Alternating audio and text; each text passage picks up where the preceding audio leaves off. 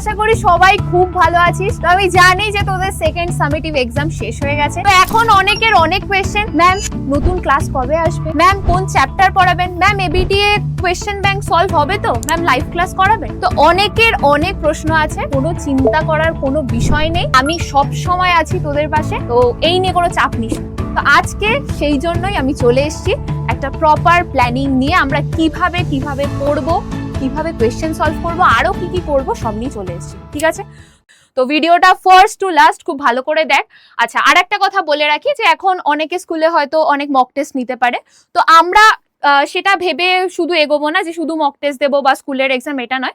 আমাদের কিন্তু ফাইনালটার জন্য খুব ভালো করে কিন্তু প্রস্তুতিটা নিতে হবে। তো এখন থেকে যদি একটা প্রপার প্ল্যানিং এ আমরা এগোই, তখন গিয়ে কিন্তু আমরা সেই রেজাল্টটা পাবো, ঠিক আছে? তাহলে শুরু করা যাক আজকের ভিডিও। দেখ, একটা সাকসেস পেতে গেলে প্রপার একটা রোডম্যাপ দরকার। তো আমি এখানে একটা ছোট্ট বলতে পারিস জিস্ট কি যে এখানে আমি খুব একটা বেশি এক্সপ্লেনেশন দেব না, এটা ডিটেল এক্সপ্লেনেশন আছে এরপরে। তো একটা ছোট্ট জিনিস দিয়ে আমি একটু শুরু করছি। দেখ, learn, practice, revise, test and improve. তো প্রথমে যদি আমরা লার্ন না করি, মানে আমরা যদি ভালোভাবে না পড়ি, তাহলে তো আমরা পারবো না, ওই চ্যাপ্টারটা আমাদের ভালোভাবে পড়া হলো না। তা পড়া যদি না হয় আমি কি লিখবো কোয়েশ্চেন, মানে কোয়েশ্চেন যখন আসবে তখন আমি অ্যান্সারটা কি লিখবো? তারপরে আসছে হচ্ছে প্র্যাকটিস। যে কোনো সাবজেক্ট, আমি শুধুমাত্র তোদেরকে আজকে লাইফ সায়েন্সের জন্য বলছি না, এটা যে কোনো সাবজেক্টের ক্ষেত্রে তোরা নিজেরাও জানিস যে আমরা যদি প্রপারলি প্র্যাকটিস না করি, সেটাকে আমি ভাই ফাইনালে নামিয়ে আসতে পারবো না। তারপরে আসছে রিভিশন, ভীষণ ইম্পর্টেন্ট একটা জিনিস। একটা পাতা জাস্ট এমনি পড়ার মতো করে পড়ে দিলি, তারপরে 5 দিন 6 দিন পরে গিয়ে ওই পাতাটা খুলছিস, কিচ্ছু মনে থাকবে না, কিচ্ছু মনে থাকবে না, কারোর থাকে না, আমারও থাকে না, তোদেরও থাকবে না। তো রিভিশনটা এখানে খুব ইম্পর্টেন্ট। তারপরে আসছে হচ্ছে টেস্ট, মানে পরীক্ষা দেওয়া, বারবার করে। স্কুলে টেস্ট দেওয়ার আগে বাড়িতে বারবার করে টেস্ট দেওয়া। তারপরে আসছে হলো ইমপ্রুভ। এইভাবেই কিন্তু আমরা আমাদের ইমপ্রুভমেন্টটা পাবো, আমাদের ফাইনাল রেজাল্টটা পাবো, যেটা আমরা চাইছি, যে এত মার্কস পেতে চাইছি। শুধু তো মার্কস পাওয়া নয়, শেখা প্লাস একটা ভালো নম্বর, যেটার জন্য তোরা সারাটা বছর ধরে খাটছিস। তো এই যে এইগুলো আমি এখানে বললাম, এই প্রত্যেকটা জিনিস কিন্তু আমাদের পরীক্ষার জন্য খুব ইম্পর্টেন্ট।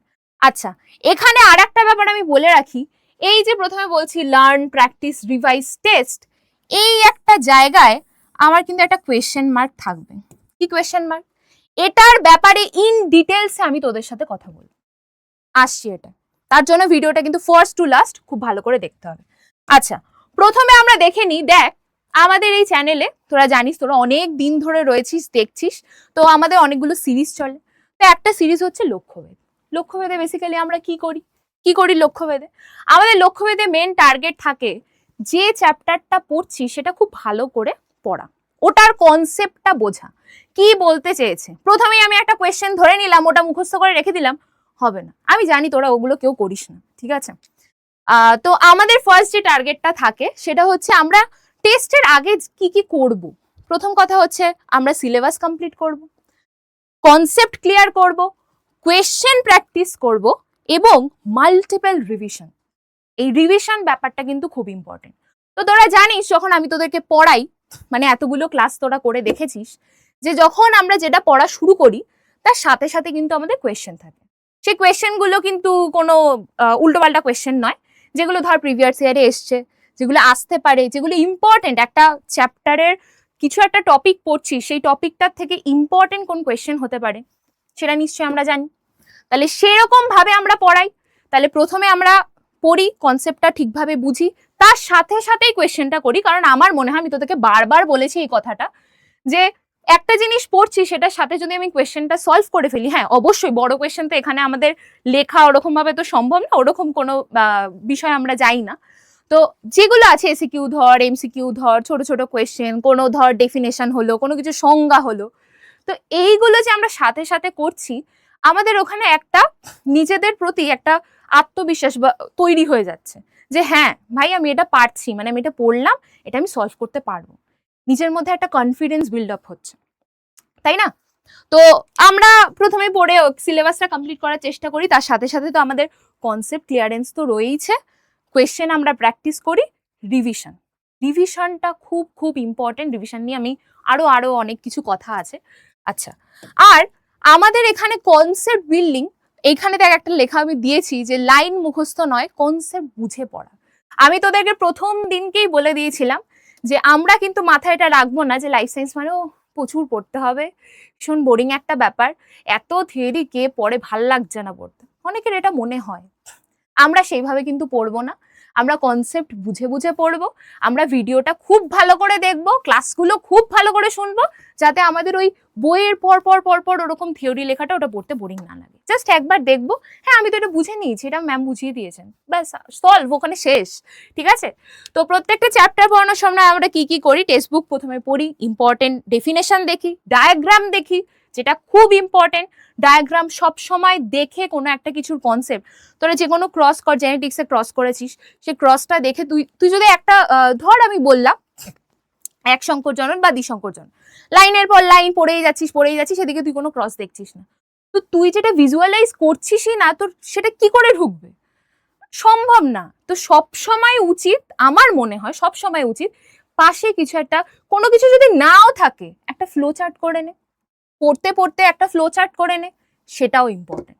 ঠিক আছে? তাহলে ডায়াগ্রামটা, আমাদের এখানে প্রচুর ডায়াগ্রাম আছে জানিস লাইফ সায়েন্সে, এটা সবার জানার বিষয়। তো ডায়াগ্রাম আমরা প্র্যাকটিস করব, মানে ডায়াগ্রাম দেখে দেখে পড়বো, বুঝবো। আর তারপরে এক্সাম্পল, যেটা রিয়েল লাইফ এক্সাম্পল, যেটা আমি তোদেরকে পড়াতে খুব প্রেফার করি। আমার মনে হয় যে ওই একইভাবে একই ধাঁচে পড়িয়ে যাওয়ার থেকে রিয়েল লাইফ এক্সাম্পল দিয়ে যদি আমি পড়াই বা বোঝাই, সেটা অনেকদিন মনে থাকবে, তোরা অনেকটা বেশি কানেক্ট করতে পারবি, আর তোরা অবভিয়াসলি করেওছিস, সেই ফিডব্যাকগুলো আমি পেয়েছি। আচ্ছা, তারপরে হচ্ছে আমাদের ইম্পর্টেন্ট কোয়েশ্চেন প্র্যাকটিস, যেটা আমাদের এভরি ক্লাসে থাকে, আমি অলরেডি বলে দিলাম। তাহলে আমাদের লক্ষ্যভেদে কি কি হয় ক্লিয়ার, আমি জানি যে তোরা জানিস, তাও এগুলো এইভাবেই চলতে থাকবে, সেই জন্য আমি আরেকবার বলে দিলাম। আর আমাদের এখানে কিন্তু শুধুমাত্র লক্ষ্যভেদ সিরিজ চলে না, আরো দুটো সিরিজ চলে, তার জন্যই কিন্তু আমি লিখেছি শুধু চ্যাপ্টার শেষ করলেই প্রিপারেশন শেষ নয়। দ্যাটস ওয়াই আমাদের পরের ব্যাপারটা হলো প্রশ্ন ভান্ডার। এবার প্রশ্ন ভান্ডারে আমরা কি করব, কি করা হয় প্রশ্ন ভান্ডারে, এবিটি আর প্রশ্ন বিচিত্রা কিভাবে ব্যবহার করব, কি করে এটা ব্যবহার করব?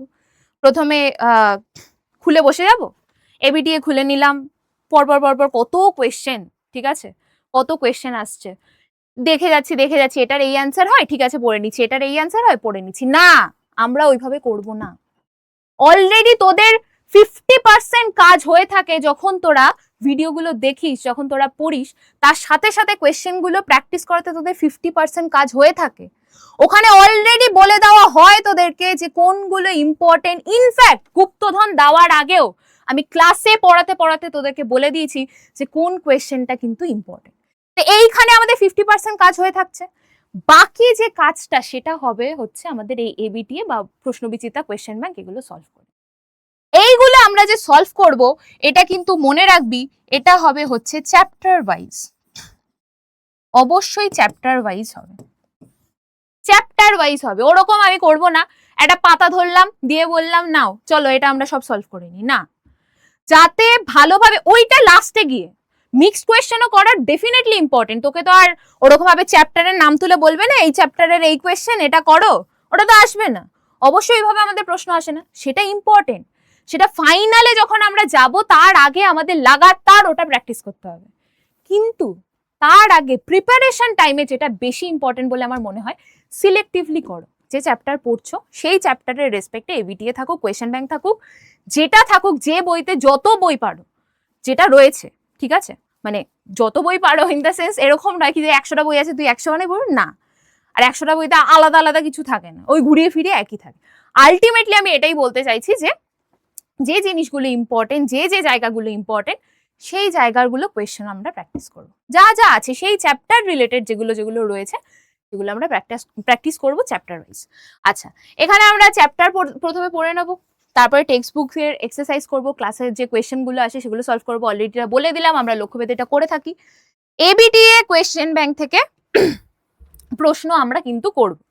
তারপরে যেটা আছে, যে জায়গাটা খুব ইম্পর্টেন্ট, সেটা হচ্ছে ভুল প্রশ্নগুলোকে মার্ক করা।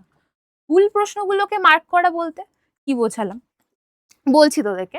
ধর এবিটিএ যখন করছিস, ঠিক আছে, এবিটিএ বা কোয়েশ্চেন ব্যাংক যেটাই বল না কেন, যখন করছিস আমার তো প্রথমে মনে হয় যে আমাদের 3টে খাতা থাকা উচিত, ঠিক আছে?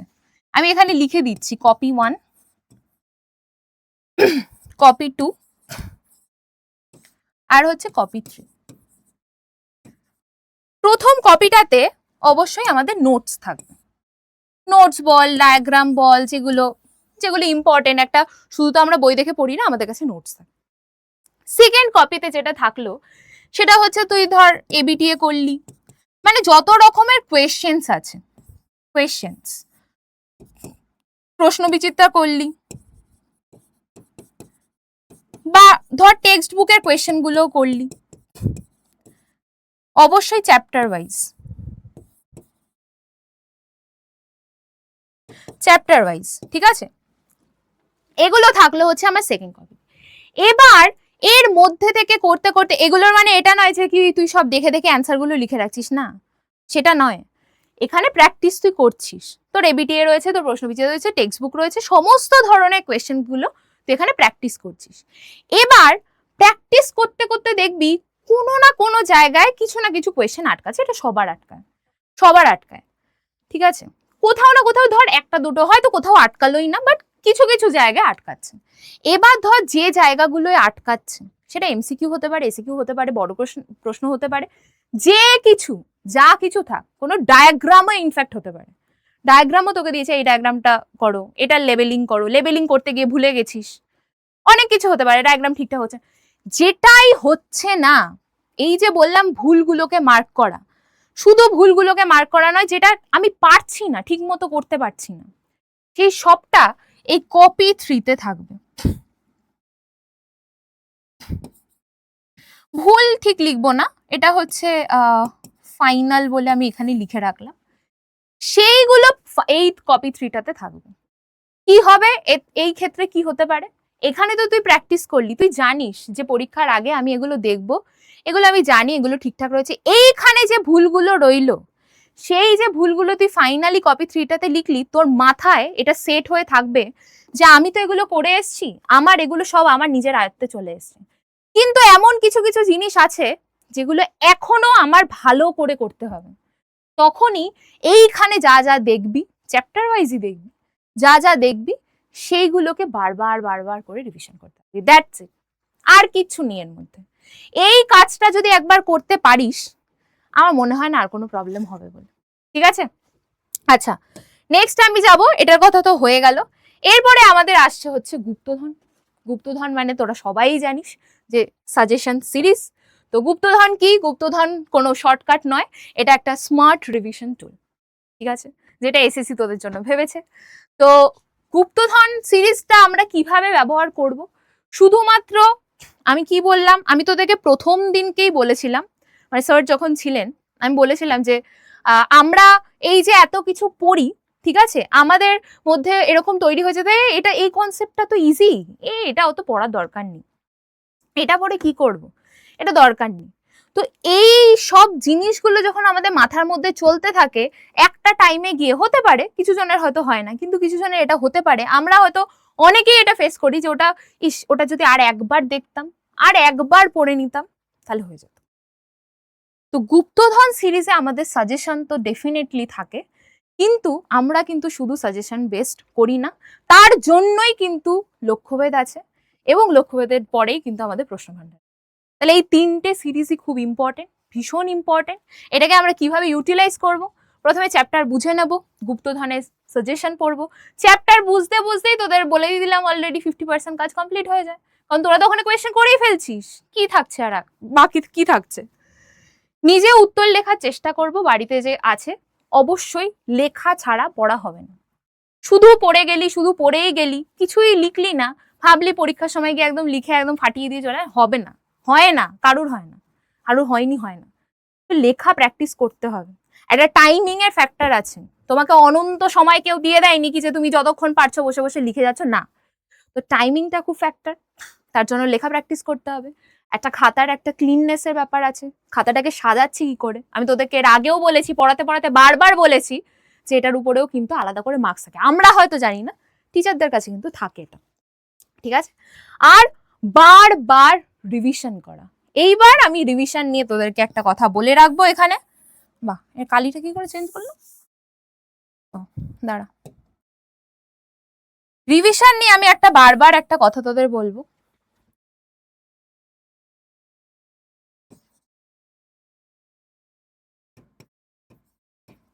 এটা তোদের নিজেদের ব্যাপার। আমার কথা যদি মনে হয় যে ঠিক আছে, এটা তোদের জন্য ঠিকঠাক হবে, ফ্রুটফুল হবে, এটাও করতে পারিস, নিজের মতো রিভিশন করতে পারিস। আমি রিভিশনের জন্য যদি তোদেরকে কোনো কিছু সাজেস্ট করি, ধর ডে 1, ঠিক আছে, ডে 1-এ তুই কিছু একটা পড়লি, কোন একটা টপিক পড়ছিস, টপিক 1 বলে লিখছি, কোন একটা টপিক পড়ছিস, এটা পড়া হয়ে গেল, ভালো করে পড়ে নিলি, এর মধ্যে থেকে কিছু যদি মনে হয় লিখে প্র্যাকটিস করব, করে নিলি, হয়ে গেল, শেষ। এরপরে ডে 2-তে যখন আমরা যাব, তো ডে 2-তে আমার ফার্স্ট কাজ কি হবে? টপিক 1-কে রিভাইজ করা, রিভিশন করতে হবে। কাকে রিভিশন করব আমরা? টপিক 1-কে। প্রথমে ফার্স্ট কাজ কিন্তু এটা, ফার্স্ট করতে হবে টপিক 1-কে রিভিশন। হয়ে গেল, এটা কমপ্লিট। ডে 2 এর টপিক পড়বি, তার মানে হচ্ছে টপিক 2। এবার হচ্ছে টপিক 2 পড়ে ফেলবি। যখন আবার ডে 3-তে যাবি, ডে 3-তে সেম জিনিস, টপিক 2-কে রিভাইজ করবি। ফার্স্ট কাজ কি হবে? টপিক 2-কে রিভাইজ করা, টপিক 2 রিভিশন। টপিক 2-কে আমি রিভিশন করব, ঠিক আছে। টপিক 2 রিভিশন হয়ে গেল, টপিক 1 এর কথা বলছি না, কিন্তু টপিক 1 কিন্তু ডে 2-তে করে নিয়েছিস। টপিক 2-কে আমি ডে 3-তে করব, তারপরে আমি টপিক 3 পড়ব, আর এটা আমার চলতে থাকবে কন্টিনিউ। এবার যখন 7 ডে আসবে, ফাইনালি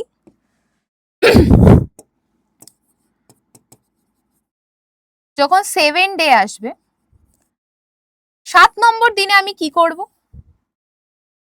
কিচ্ছু পড়বো না, 6 দিন অবধি ডে 1 থেকে আপ টু ডে 6 অবধি যেটা পড়েছি,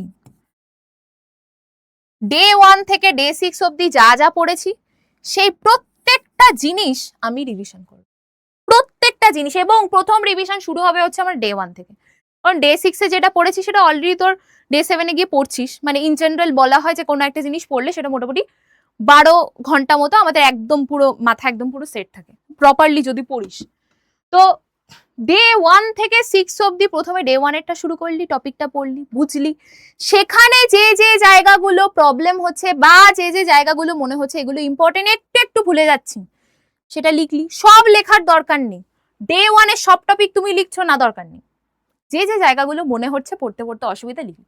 এই করে ডে 1 to 6 হচ্ছে প্র্যাকটিস করবি। রিভিশনটা এভাবে যদি করা হয়, আমার মনে হয় না যে কেউ কিছু ভুলতে পারে বলে, আমার একদম মনে হয় না। যে কোয়েশ্চেনই হোক, যে কোনো সাবজেক্ট বল, যে কোনো টপিক বল, খুব টাফ টপিক যা বল না কেন, যদি বুঝে পড়িস, অলরেডি বোঝার ব্যাপারটা আমি তোদেরকে বলে দিলাম, আমরা কি কি ভাবে পড়বো সেটাও বলে দিলাম, এভাবে যদি রিভিশন করিস, আমার মনে হয় না এরপরে কোনো প্রবলেম থাকবে বলে। ঠিক আছে, শর্মিষ্ঠা ম্যাম ক্লাস কিরকম হচ্ছে? হ্যাঁ স্যার, ক্লাস তো হচ্ছে। আমি আজকে ক্লাস 10-এর ওদের সবার কোয়ারি ছিল যে ম্যাম কবে নতুন ক্লাস আসবে, তো আমার মনে হলো যে কি ফাইনালি আমরা শুরু করার আগে একটা প্রপার প্ল্যানিং এর একটু দরকার আছে। তো সেই প্ল্যানিংটাই পুরো প্রপার প্ল্যানিং আজকে কিছু মনে করিস না প্লিজ, ম্যামই দায়িত্বটা নিচ্ছে পুরোপুরি, কারণ আমি 11-12 এর ওদের সামনে পরীক্ষা, মহাযুদ্ধে আছি। হ্যাঁ আমি জানি তোদের সামনে পরীক্ষা, আর সত্যি কথা বলতে গেলে আমি বহুত চাপে আছি, সারা রাত ধরে ক্লাস নিতে হচ্ছে। তো এখন আমি ক্লাস 10-এর ভিডিও সেরকম দিতে পারছি না, আর চিন্তা করিস না, 7 দিনের মধ্যে ভিডিও আসবে। এবং আগে ম্যাম ভিডিওটা পুরোপুরি দিয়ে দিক, তারপর অবশ্যই আমিও ভিডিও দেবো, চিন্তা করার দরকার নেই। আপাতত খুব ভালো করে ম্যামের ক্লাসটা কর, আমি চললাম। চলো দাদা, থ্যাংক ইউ স্যার। আচ্ছা, হ্যাঁ যেটা বলছিলাম তোদেরকে, তো অলরেডি আমি এটা বলে দিলাম, রিভিশনের কথাটা তোদেরকে এখানে বলে দিলাম। আর আপাতত আমি এখনো অবধি আমরা কি কি প্ল্যানিং এ এগোবো, হ্যাঁ সেটার কথা বলে দিয়েছি। লক্ষ্যভেদ হবে, প্রশ্ন ভান্ডার হবে, গুপ্তধন হবে, সবই হবে, যা যা সিরিজ ছিল সব হবে, আরো ভালোভাবে হবে, কারণ আমরা আরো একটু সময় পাবো নিজেদেরকে আরো ভালো করে প্রিপেয়ার করার জন্য। আচ্ছা, এরপরে আমি একটা জিনিসে চলে যাব, আমি তো 3টে সিরিজ তোদেরকে এক্সপ্লেন করে দিলাম, আমরা কি কিভাবে পড়বো আমি এক্সপ্লেন করে দিলাম, কিন্তু প্রথমে তোদেরকে একটা আমি কোয়েশ্চেন করেছিলাম, সেই কোয়েশ্চেনটা হচ্ছে এইখানে টেস্টের ব্যাপার। আচ্ছা, টেস্ট কি করে দিবি, মানে তোরা যদি আমার অফলাইনে আর কি আসতি, তো ডেফিনেটলি আমি সবাইকে টেস্ট ওভাবে নিতাম, কিন্তু সেটা তো পসিবল নয়, কোনোভাবে সম্ভব নয় সেটা। তো আমি ভেবেছি যে এটা আমার, মোটামুটি বলতে পারিস যে আমার আমার মতামত এটা, বা আমার মতামত বলবো না, আমার একটা ভাবনা বলতে পারিস। এইখানে তোদের মতামতটা খুব ইম্পর্টেন্ট, তোরা কি বলছিস, তোরা কি চাইছিস, কারণ তোরা জানিস তোদের ইচ্ছেকে সবচেয়ে আগে আমরা প্রায়োরিটি দিই, সবার আগে হচ্ছে তোদের ইচ্ছা। আমি টিচার বলে বা আমাদের এসএসসি এডু এই টিমটা মনে করে না যে কি যে হ্যাঁ আমরা যেটা মনে করবো সেটাই করানো হবে, না একদম না, তোরা জানিস সেটা, তোরা অলরেডি সবাই এটা জানিস। তো তোদের কি ইচ্ছে সেটা উপরে আমরা আমাদের মতো কাজ করবো, ঠিক আছে? আমার ইচ্ছেটা আমি এবার বলি টেস্টের ব্যাপারে। এখানে দেখ ওরকম ভাবে তো প্রপারলি আমি ওরকম ভাবে তোদের তো টেস্টের অ্যারেঞ্জমেন্ট তো করতে পারছি না, কিন্তু আমার ইচ্ছে আছে, এই যে তোরা এতবার বলেছিস ম্যাম লাইভ ক্লাস নিন, স্যার বলেছেন যে তোদের যদি ইচ্ছা থাকে ম্যাম ডেফিনেটলি লাইভ ক্লাস নেবে, অবশ্যই আমি লাইভ ক্লাস নেব। তো আমার ইচ্ছা আছে যে লাইভ ক্লাসে এরকম একটা সিরিজ করতে, যে সেখানে কোয়েশ্চেন থাকবে, সেখানে পোল দিয়ে দেওয়া হবে, তোরা সেগুলোর অ্যান্সার দিবি, আমরা সেগুলো সেই জায়গাতেই সলভ করব। এটাতে কি হবে, তোদের নিজেদের মধ্যে একটা কনফিডেন্স বিল্ড আপ হবে যে না ভাই আমি ওটা পড়ছি, ম্যাম এটা পড়িয়েছেন, এই জায়গা বুঝিয়েছেন, অবশ্যই ক্লাসে কোয়েশ্চেন প্র্যাকটিস করে নিয়েছি, ম্যাম আমাদেরকে বুঝিয়ে দিয়েছেন রিভিশন কি করে দিতে হবে, রিভিশন করে নিলাম। এবার যদি আমি ম্যামের কাছে টেস্টটা দিই বা স্যারের কাছে টেস্টটা দিই বা এই প্ল্যাটফর্মটাতে টেস্টটা দিই, তাহলে আমাদের অনেকটা বেশি হেল্প হবে। আমার তো মনে হয় যে এটা প্রচন্ড হেল্পফুল হবে তোদের জন্য। তোদের কি মতামত, তোরা কি চাইছিস প্লিজ আমাকে জানাস। এরপরেও যদি কোনো তোদের কিছু আমাকে সাজেস্ট করার থাকে ডেফিনেটলি কর, আমি চাইছি ভাই তোরা আমাকে ডেফিনেটলি সাজেস্ট কর। তা আমার এই জায়গাটাতে একটা কোয়েশ্চেন ছিল, তোদেরকে জিজ্ঞাসা করার ছিল, দ্যাটস ওয়াই আমি এই জায়গাটা তখন একটু ব্লক রেখে দিয়েছিলাম, যেটা নিয়ে তোদের কাছে প্রশ্ন আছে যে এই ক্ষেত্রে আমরা কি করতে পারি। তোরা যেটা চাইবি, তোরা যেটা বলবি সেটা ডেফিনেটলি হবে, ঠিক আছে? তাহলে আমাদের ভিডিওর অনেকটা আমরা চলে এলাম। আচ্ছা, এরপরে লাস্ট একদম যেটা আমি গুপ্তধন নিয়ে তোদেরকে বলে দিয়েছি, এরপরে আসছে হচ্ছে ডায়াগ্রাম স্ট্র্যাটেজি। ডায়াগ্রামে আমাদের কি, অবশ্যই ড্রয়িং তো প্র্যাকটিস করতেই হবে বাবা, ওটার থেকে আমাদের তো কিছু উপায় নেই। তো আমরা সেইখানে ডায়াগ্রাম প্র্যাকটিস করব।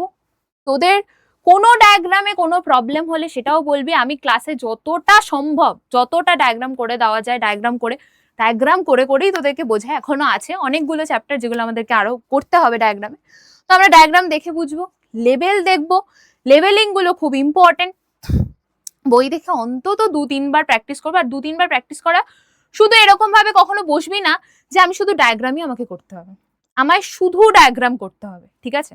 এটা কখনো ভেবে বসবি না। যখন যে টপিক পড়ছিস সাথে সাথে ডায়াগ্রামটা কর। এই যে পড়ার যে জিনিসটা শেখালাম, যেটা বললাম আমি তোদেরকে, সাথে সাথে ডায়াগ্রামটা কর, ওখানেই হয়ে যাবে। ওই যে ডায়াগ্রামটা করবি, আবার যে রিভিশন দিবি তখন আবার প্র্যাকটিস করছিস, ওই করেই বারবার প্র্যাকটিস হবে। আর তারপরে তো আমাদের পরে না দেখে ড্রয়িং প্র্যাকটিস করা তো আছে, আর সাজেশনের মধ্যে তো জানিসই যে সব কিছুই রয়েছে, তো এগুলোও থাকবে যে কোন ডায়াগ্রাম ইম্পর্টেন্ট, ক্লাসে পড়াতে পড়াতে বলে দেবো, চিন্তা করার কোনো বিষয় নেই। আচ্ছা, তাহলে এই হয়ে গেল আমাদের পুরো প্ল্যানিং, প্রপার প্ল্যানিং। আমি শুধুমাত্র লাইফ সায়েন্সের জন্যই যে আজকের এই প্ল্যানিংটা দিয়েছি সেরকমটা নয়, আর স্যার অলরেডি বললেন, আর আমরা মানে দেখতে পাচ্ছি এটা যে কি লেভেলের প্রেসারে আছেন স্যার। আমাদের টিমও প্রচুর প্রচুর কাজ করছে, প্রচুর, মানে সত্যি দেখে ইন্সপায়ার্ড হই যে এভাবেও কাজ করা যায়। তো নিশ্চয়ই স্যার তোদের ভিডিও দেবেন, অবশ্যই স্যার আসছেন ভিডিও নিয়ে। তো আপাতত আমি শুধুমাত্র লাইফ সায়েন্সের জন্য বললাম না, তোরা দেখে বুঝতে পেরেছিস যে বাকি বাকি সাবজেক্টগুলোও কিন্তু আমরা এইভাবে প্রিপেয়ার করতে পারি, আমাদের প্রপার একটা প্ল্যানিং কিন্তু আমি বলে দিলাম তোদের। আচ্ছা, ভিডিও তো শেষ অবধি চলে এসছে, কিন্তু ভিডিও শেষে আমার মনে হলো এই একটা প্রশ্ন সবার মাথায় কোনো না কোনো সময় ঘোরে, কোনো না কোনো টাইমে ভাই ঘোরে, আমার মাথাতেও ঘুরেছে, তোদের মাথাতেও ঘোরে, যারা ভালো স্টুডেন্ট খারাপ স্টুডেন্ট যা যেরকম যা স্টুডেন্ট আছে সবার মাথাতেই ঘোরে, ঠিক আছে? ভালো খারাপের এটা কোনো বিষয় না, কোনো না কোনো সময় সবার এই প্রশ্নটা এসছে যে কোনো টপিক যদি একেবারেই মনে না থাকে তাহলে কি করব? পড়ছি ম্যাম, সব পড়লাম, আপনার সব কথা শুনলাম, সব বুঝলাম, আপনার এখানে যা যা আমাদের সিরিজ চলে সেগুলো সব করে নিলাম ম্যাম, তারপরেও লাইফ সায়েন্স বলে শুধু বলছি না বাবা, যে কোনো সাবজেক্টে যদি মনে না থাকে, মানে যদি হচ্ছেই না, মানে যে টপিকটা করছি সেটা হচ্ছেই না, কি করব? কি করা যায়? আমার একটা জিনিস মনে হয় আমি শিখেছিলাম যখন, সেটা হচ্ছে একটা রুলস আমি শিখেছিলাম, ঠিক আছে? সেই রুলসটা হচ্ছে 5-3-2, এই রুলস 5-3-2 রুলস। কি বলে 5-3-2 রুলস? 5 বার আমি জিনিসটাকে বুঝবো বা পড়বো, ঠিক আছে? বুঝবো বা পড়বো আমি বললাম কেন, যে কোনো সাবজেক্টের ক্ষেত্রে আমি বারবার বললাম যে শুধু লাইফ সায়েন্সে বলছি না, 5 বার জিনিসটাকে আমি বুঝবো বা পড়বো, 3 বার আমি ওটাকে কি করব, যখন হচ্ছে না আমার জিনিসটা, ঠিক আছে, আমার যখন প্রবলেম আমি ফেস করছি, তো আমি ওটাকে দেখে প্র্যাকটিস অর লেখা, দেখে আমি ওটাকে প্র্যাকটিস করব বা লিখবো, হয়ে গেল। 5 বার আমি সেটাকে বুঝে নিলাম, পড়ে নিলাম ভালো করে, এরকম না রিডিং পড়ে নিলাম, ওইটা না, ভালো করে পড়লাম, তারপরে 3 বার ওটাকে দেখে আমি প্র্যাকটিস করলাম বা লিখলাম। এরপরে লাস্ট যে কাজটা সেটা হচ্ছে 2 নম্বর কাজ, আর সেটা হচ্ছে না দেখে প্র্যাকটিস অর লেখা, ব্যাস শেষ, কাজ শেষ। আলটিমেটলি এত কিছু বলার পরেও যদি মাথায় কোয়েশ্চেনটা আসে বা এসে থাকে, আমাদের অনেকেরই এসে থাকে, ঠিক আছে, এত সব মেনে নিলাম, বুঝে নিলাম, তারপরেও আমার একটা কোয়েশ্চেন থেকে যাচ্ছে যে যদি কোনো টপিক একেবারেই হচ্ছে না, হতেই পারে, যে কারোর যে কোনো পরিস্থিতিতে এটা হতে পারে, তখন কি করব? তখন মানে এরকম নয় যে এরকম যেন না হয় ডিপ্রেসড হয়ে গেলাম, পারছি না, এটা হচ্ছে না, ছেড়ে দিয়েই চলে যাবো, না, একদম না, যতটা পারবো এই রুলসটা আমি ফলো করার চেষ্টা করব। 5-3-2 রুলস, 5 বার পড়ো বা বোঝো, 3 বার দেখে প্র্যাকটিস করো বা লেখো, 2 বার না দেখে করো, দ্যাটস ইট। আজকের ভিডিও হচ্ছে এতটাই, আশা করি তোদের সবার ভিডিওটা খুব ভালো লেগেছে, আর যেটা আমি জানাতে বললাম সেটা জানাস, তোদের যে কোনো সাজেশন থাকলে সেটা আমাকে দিস, আমরা ডেফিনেটলি ওটার উপরে কাজ করবো। চল, টাটা।